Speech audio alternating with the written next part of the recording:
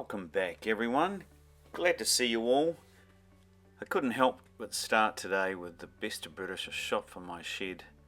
Check out those gorgeous British brands, Royal Enfield, Triumph, Rover, and of course the subject of our blog today, Vauxhall. Because we have a lot to catch up on. Electrics, a whole lot of work's being done, including driving down the road, so enjoy. So I've got one, obviously the driver's seat in so that we can put it on the transporter next week.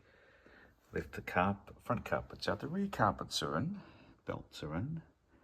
Rear seat, we've just got to do a bit of an adjustment to the cover for the battery, and that rear seat can go in. And we've left all this out, or I've left it all out, so that the Sparky can just get a bit of wiring stuff done. He's got plenty of working room. Got a few things like the wipers aren't working, indicators aren't working, a couple of other things. So Aaron at A1 Auto will have plenty of working room to get all that sorted out. A little sneak preview of trim. Back seats in, side panels. Yeah, that kind of gives you an idea, and center console is sitting there mocked up because we're going to do a few changes to the lighting, illumination. Yeah, she's looking good. One of the joys of these projects, even though it's taken a while, is the before and afters. Here's the under bonnet soundproofing. Before and after. Bit of paint, bit of elbow grease, you get good results. And today, it's in Aaron's shop, getting the last electrics. We're building a park light, which will be well past its use by date. And yep, Aaron will have the electric saw. Here's his list. Yeah, quite a bit there, but all good. Watchers of the blog and previous would have seen the battery relocation. Here's a little cover that I put over it, which is working well, and the seat went in, and yeah, I think it looks pretty good. Also, that's a switch for the electric fan, which I found a spot right where the old choke used to go. So in the event of hot weather, we can just flick that on. Next to the old Rover, and Janine had a first sit and a visit to a garden centre, but you'll see that a bit later on. Here's some of the interior shots. You'll see, yeah, I'm pretty happy with the way the houndstooth has come out. And the gauge cluster, all the gauges now work. Thank you to Aaron at A1 Auto Tech. He did a fantastic job of getting General Motors to speak to Toyota, to speak to aftermarket gauges, etc., etc. Really nice job. Thank you very much, Aaron. And of course, a big ups to Steve, the painter, and Jason, and all the team at Classic and Modern Motoring. They've just done an amazing job with the bodywork and the paint, and it just looks fantastic, particularly out in the sun. Age gets us all, doesn't it? And the old hatch struts were not holding the hatch up. So good old Woodsy at Gas Lift Recons came and regassed. Oh, actually, he replaced the hatch struts, and he regassed the Rover ones while he was at it. Thank you very much, Woodsy. So, folks, yeah, I think we're getting very close. There's all sorts of other things to get, as you'll see, get done, but I reckon we're getting pretty close. So have a little drink up of the car as we take a little walk around.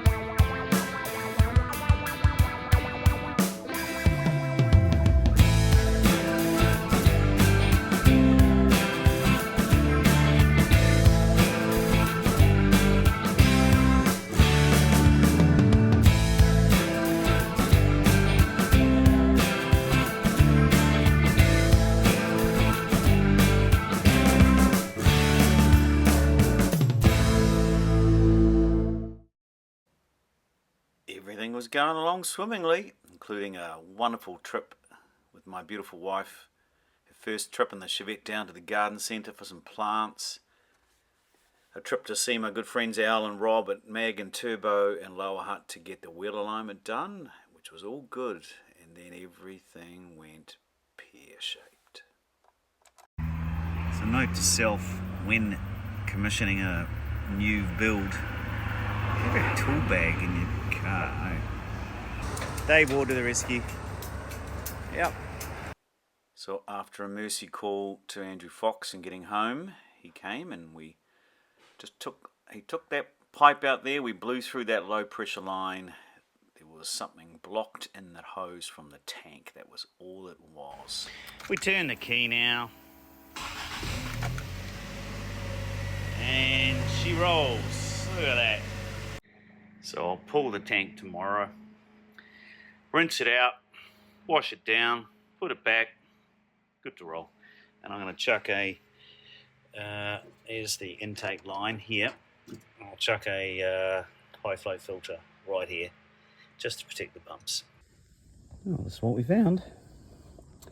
And I suspect that one that's been shaped a little bit like a hose was the one that plugged up the pipe. Good to get those out of the tank, eh? Because that's just going to be a gift that would keep on giving.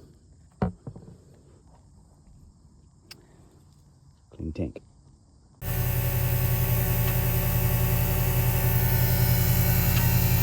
Still filtering to the tank, sewage tank, the high pressure tank.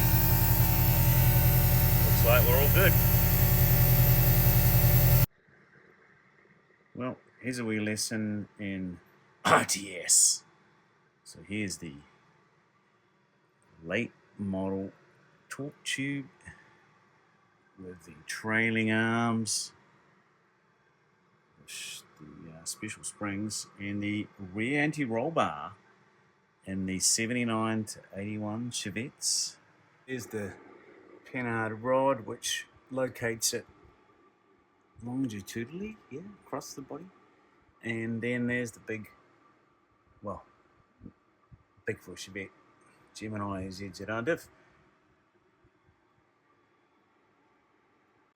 And then, this is funny, last but not least, tiny little car. And then, what did Mikey want? Monster, friggin' 6-speed, the size of it. I had to do a lot of work to get that in. Oh, there's a nice shot of the custom baffled sump too. Trick ass. She's rolling. $3,000 at 100 and 6th.